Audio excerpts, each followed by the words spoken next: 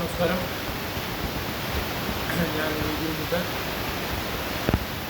പുതിയ ഒരു വാസ്തു ഇതിൻ്റെ കൂടി എല്ലാവർക്കും സ്വാഗതം. ഇന്ന് നമ്മൾ പറയുന്ന വാസ്തുവിജ്ഞാനം വളരെ വേദനയുണ്ടാക്കിയ കുറേ വാസ്തുക്കളാണ്. വാസ്തു കട്ടപ്പോൾ ഞാൻ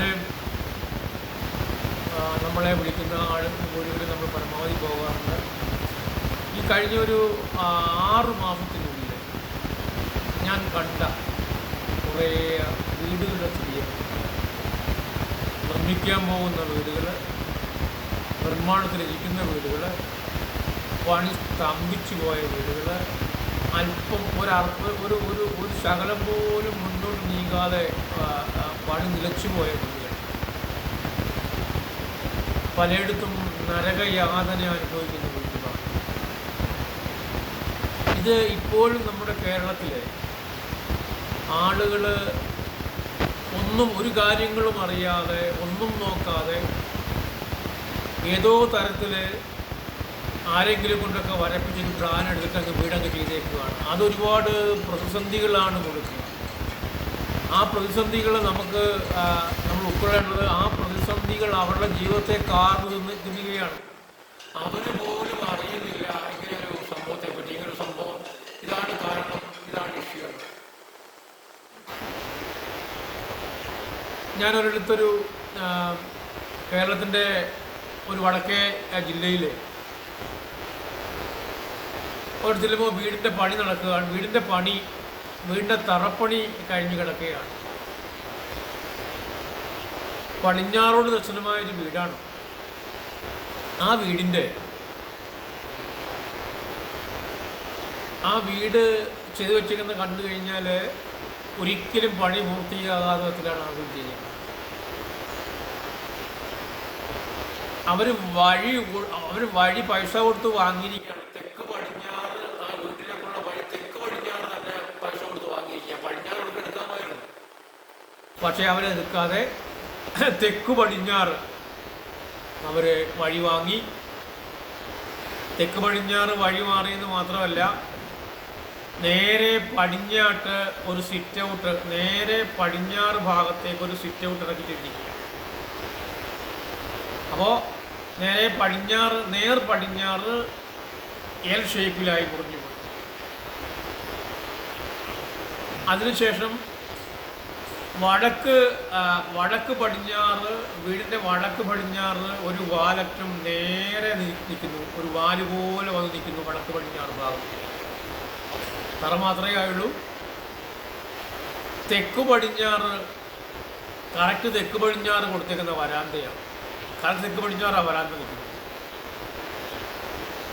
തെക്ക് കിഴക്കാണെങ്കിൽ വീണ്ടും ഒരു മുറി ഇങ്ങനെ കെട്ടനായി പ്ലാൻ ചെയ്ത് അതൊന്നിങ്ങനെ വാല് പോലെ കിടക്കുന്നു.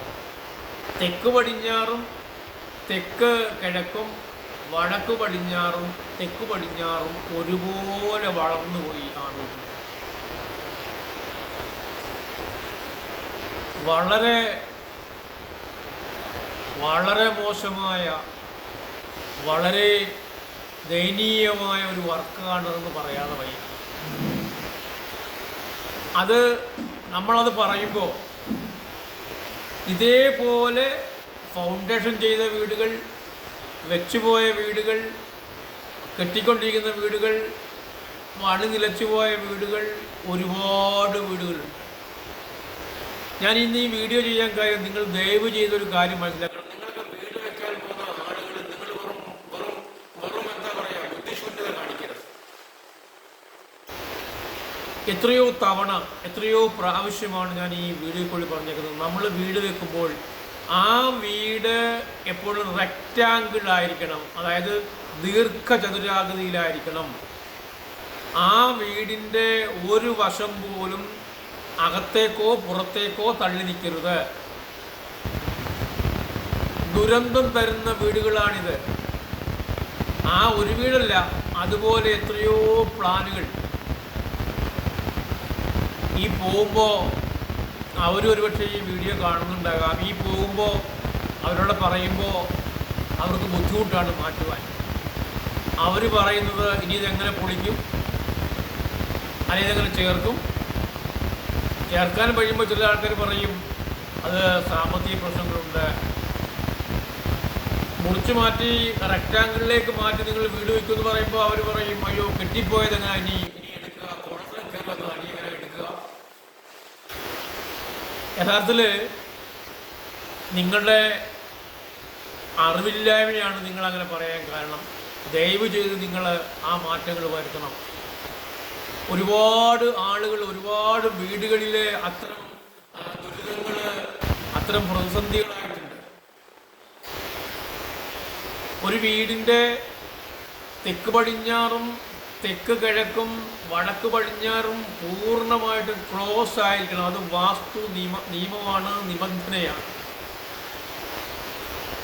തെക്ക് പടിഞ്ഞാറ് വശം തുറന്നിടരുത്, തെക്ക് പടിഞ്ഞാറ് വശം ചേർന്ന് സിറ്റ് ഔട്ട് വരരുത്, തെക്ക് പടിഞ്ഞാറ് ചേർന്ന് കാർ പോർച്ച് വരരുത്, തെക്ക് പടിഞ്ഞാറ് മുറിഞ്ഞു പോകരുത്, അകത്തേക്ക് കുഴിഞ്ഞിരിക്കരുത്. ഇതൊക്കെ നമ്മുടെ കേരളത്തിലെ ആളുകൾക്ക് ഇന്നും അറിയില്ല. തെക്ക് പടിഞ്ഞാറ് മുറിച്ചൊരു വീട് വെച്ചാൽ മുറിഞ്ഞു പോകുന്നത് നമ്മുടെ ജീവിതമാണ്. തെക്ക് കിഴക്ക് എന്തിനാണ് ഇങ്ങനെ എടുക്കുന്നത് എന്ന് ചോദിക്കുമ്പോൾ ചിലർ പറയുന്നതാണ് അളവൊപ്പിച്ചതാണ്. എന്തളവാണ് പറയുക? അളവൊപ്പിച്ചു. എന്തളവാണ് ഒപ്പിച്ചത്? ഈ അളവുകൾ എന്തളവാണ്? അളവ് എവിടുന്നാണ് കൊണ്ടുവന്നത്? നിങ്ങളൊരു കാര്യം മനസ്സിലാക്കുക. പണ്ട് തടി മേൽക്കൂരയായിരുന്ന ഒരു കാലഘട്ടത്ത് ഇത്ര കോലിൻ്റെ തടിയെ നമ്മൾ അളക്കുന്ന കോൽ, ഇത്ര കോലിൻ്റെ തടിക്ക് ഇത്ര അളവുണ്ടാകണമെന്ന് അവരുടെ പണിക്ക് വേണ്ടി അവർ ചെയ്യാറുണ്ടായിരുന്നു. ഇത്ര കൈക്കോല്, ഇത്ര പട്ടിക, അതിനൊരു കണക്കുണ്ടായിരുന്നു. അത് വെച്ചിട്ടാണ് അളവ് നിർണ്ണയിക്കുന്നത്. വീട് വെക്കാൻ ഓരോ അളവ് മതിയാവും, ഓരോ മുറിക്ക് ഓരോ അളവ് മതിയാവും. അല്ലാതെ നിശ്ചിത അളവൊന്നും അവിടെ ഇല്ല. മറിച്ച് സ്ഥാനത്തിനാണ് പ്രാധാന്യം. നിങ്ങളുടെ വീടുകളുടെ സ്ഥാനങ്ങൾ മുറിഞ്ഞു പോയിട്ടുണ്ടോ നിങ്ങൾ ആലോചിക്കുക. നിങ്ങളുടെ വീടിൻ്റെ തെക്ക് പടിഞ്ഞാറ് ഭാഗങ്ങളിലോ വടക്ക് പടിഞ്ഞാറോ അല്ലെങ്കിൽ തെക്ക് കിഴക്കോ വടക്ക് കിഴക്കോ ഒന്നും മുറിയാൻ പാടില്ല. അങ്ങനെ മുറിഞ്ഞു വന്നിട്ടുള്ള വാസ്തുദോഷങ്ങളാണ് ഏറെയും സംഭവിക്കുന്നത്. ഈ വാസ്തുദോഷങ്ങളൊക്കെ വരുമ്പോൾ എന്തൊക്കെയാണ് സംഭവിക്കുന്നത്? ഗുരുതരമായ രോഗങ്ങൾ, ഗുരുതരമായ സാമ്പത്തിക പ്രതിസന്ധികൾ, വാഹന അപകടങ്ങൾ, പെരുത്ത നഷ്ടങ്ങൾ. അത്തരം നഷ്ടങ്ങളൊക്കെ വരുന്നത് നിങ്ങൾ തിരിച്ചറിയണം. അപ്പോൾ ആദ്യം നിങ്ങളുടെ വീട്ടിൽ നിന്നാണ് തുടങ്ങേണ്ടത്. നിങ്ങൾ ആദ്യം ഒന്ന് പരിശോധിച്ച് നോക്കൂ നിങ്ങളുടെ വീടിനകത്തെ സ്ഥിതികൾ, നിങ്ങളുടെ വീട് വച്ചേക്കുന്ന രീതികൾ. ഞാൻ എപ്പോഴും പറയുന്ന കാര്യം വീണ്ടും ആവർത്തിക്കുകയാണ്. ഇങ്ങനെയൊക്കെ മുറിഞ്ഞു പോയിട്ട് നിങ്ങളുടെ വീട്ടിലുണ്ടെങ്കിൽ നിങ്ങളുടെ ജീവിതാനുഭവം എടുക്കൂ. BB ഉണ്ണിത്താനെന്ന് പറയുന്ന ഞാൻ പറയുന്ന കാര്യം നിങ്ങൾ വിശ്വസിക്കേണ്ട. മറിച്ച് നിങ്ങൾക്ക് നിങ്ങളുടെ ജീവിതാനുഭവങ്ങൾ വിശ്വസിക്കാൻ കഴിയും. അതിന് ആരുടെയും സപ്പോർട്ട് വേണ്ടല്ലോ. ജീവിതാനുഭവത്തിനപ്പുറത്ത് ഈ ലോകത്തൊന്നും പകരം വെക്കാനില്ല. നിങ്ങളുടെ ജീവിതാനുഭവങ്ങൾ പരിശോധിക്കുക. കോട്ടയത്ത് ഒരു ബിസിനസ്സുകാരൻ്റെ വീട്ടിൽ ഞാൻ പോയി. അദ്ദേഹത്തിന് ഗൾഫിലും കേരളത്തിലുമൊക്കെയായിട്ട് പലതരം ബിസിനസ്സുള്ള ഒരാളാണ്. അദ്ദേഹം കുടുംബ വീട്ടിലായിരുന്നു താമസിച്ചുകൊണ്ടിരുന്നത്. കുടുംബ വീട് ഭാഗം വെച്ചപ്പോൾ ഇദ്ദേഹം പറഞ്ഞു എനിക്ക് ഭാഗമൊന്നും വേണ്ട. ആ കുടുംബ വീട്ടിൽ ഇരിക്കുമ്പോഴായിരുന്നു അതിൻ്റെ ബിസിനസ്സൊക്കെ ഉണ്ടായത്. ഞാൻ തന്നെ വീട് വെച്ചോളാം, അത് എൻ്റെ അനിയത്തിക്ക് കൊടുത്തോളൂ, ബാക്കി ചേട്ടനും കൊടുത്തോളൂ, എനിക്ക് വേണ്ട അദ്ദേഹം പറഞ്ഞു. അദ്ദേഹത്തിൻ്റെ വലിയ മനസ്സുകൊണ്ട് അദ്ദേഹം അദ്ദേഹത്തിൻ്റെ പാരമ്പര്യമായി കിട്ടുന്നത് അദ്ദേഹം ഉപയോഗിച്ചില്ല. അദ്ദേഹം വേറൊരു വസ്തു മേടിച്ച് വീട് വെച്ചു. ഒരു തുടർച്ചയായിട്ട് ഗൾഫിൽ പോയി മടങ്ങി വന്നുകൊണ്ടിരിക്കുന്ന ഒരാളായിരുന്നു അദ്ദേഹം. ഒരുപാട് നല്ല ബിസിനസ് ഉണ്ടായിരുന്നു, ഒരുപാട് കടകൾ, ഒരുപാട് ഷോപ്പുകൾ, ഒരുപാട് ബാറുകളൊക്കെ ഒരുപാട് അദ്ദേഹത്തിന് ഇൻവെസ്റ്റ്മെൻ്റ് ഉണ്ടായിരുന്നു. അദ്ദേഹം പുതിയൊരു വീട് വെച്ചു, ഒരു വസ്തു വാങ്ങി ഒരു വലിയ വീട് വെച്ചു അദ്ദേഹം. ആ വീട് ഞാനിപ്പോൾ പറഞ്ഞു പോയൊരു വീടാണ്.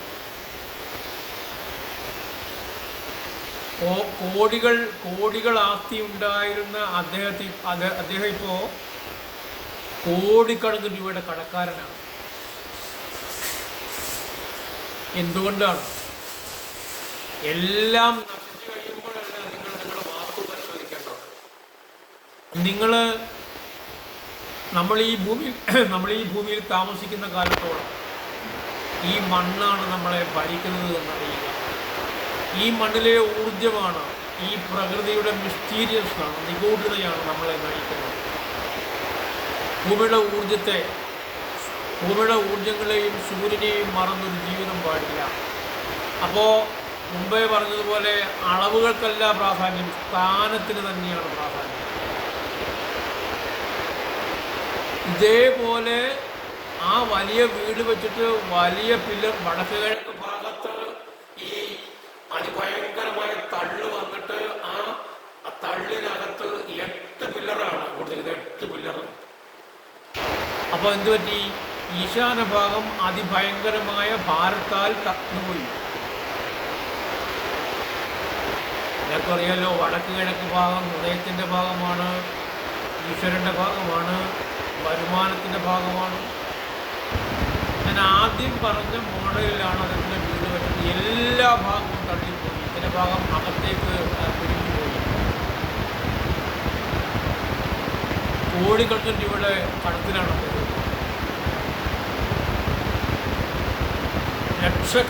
കോടിക്കണക്കിന് രൂപയുടെ കടത്തിലാണ്. മാത്രമല്ല കോടിക്കണക്കിന് രൂപ അതിന് കിട്ടാനുണ്ട്, പല ആളുകൾ കൊടുക്കാനുണ്ട്.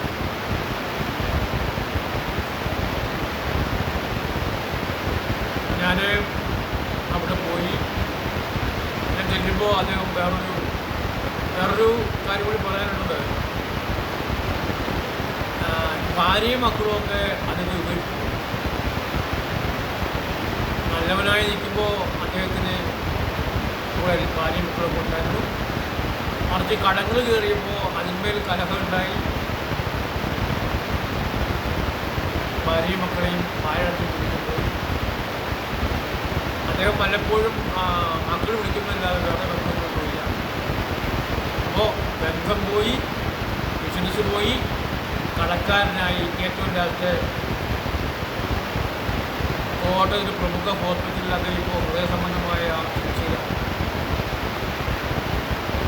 വൃക്കയുടെ പ്രവർത്തനം തകരാറിലായി അതിൻ്റെ ചികിത്സയിലാണ്.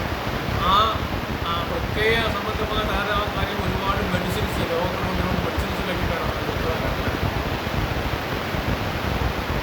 നിങ്ങൾ ആലോചിച്ച് നോക്കൂ. വളരെ ദയനീയമായി, വളരെ വളരെ വളരെ അന്തസ്സോടുകൂടി, വളരെ കൃത്യമായി ജീവിച്ചുകൊണ്ടിരുന്ന ഒരു മനുഷ്യനെ ആ പുതിയ വീട്ടിലേക്ക് മാറിയപ്പോൾ വളരെ വലുതായി അദ്ദേഹത്തെ ചേഞ്ചാക്കി. ഇത് ഒരാൾക്ക് മാത്രമല്ല ഉള്ളത്. ഈ ഉദാഹരണങ്ങൾ കേരളത്തിൻ്റെ ഒരുപാട് സ്ഥലങ്ങളിലുണ്ട്. വെച്ചുകൊണ്ടിരിക്കുന്ന വീട്ടുകാരൊക്കെ, പുതിയ വീട് വെച്ചുകൊണ്ടിരിക്കുന്ന ആൾക്കാരൊക്കെ അത് കാണുക, നിങ്ങളുടെ ബന്ധുക്കൾക്കും ഒക്കെ ഇത് അയച്ചു കൊടുക്കുക. യാതൊരു കാരണവശാലും റെക്റ്റാങ്കിളിൽ നിന്ന് വീട് മാറാൻ ചെയ്യുക. ഇഷ്ടമുള്ള ഫാഷൻ ചെയ്യുക, പക്ഷേ ദീർഘദൂരത്തിൽ നിൽക്കണം. വീടിൻ്റെ ഒരു വശം പോലും തള്ളുകയോ അകത്തേക്ക് മുറിഞ്ഞിരിക്കുവാനോ പാടില്ല. ഞാൻ ആ വീട്ടിൽ പോയിട്ട് 3 മാസമായി. ഞാൻ പറഞ്ഞ കാര്യങ്ങൾ പോലെ അദ്ദേഹം കാര്യങ്ങളൊക്കെ ചെയ്തു. രോഗങ്ങളൊക്കെ മാറി വരുന്നു.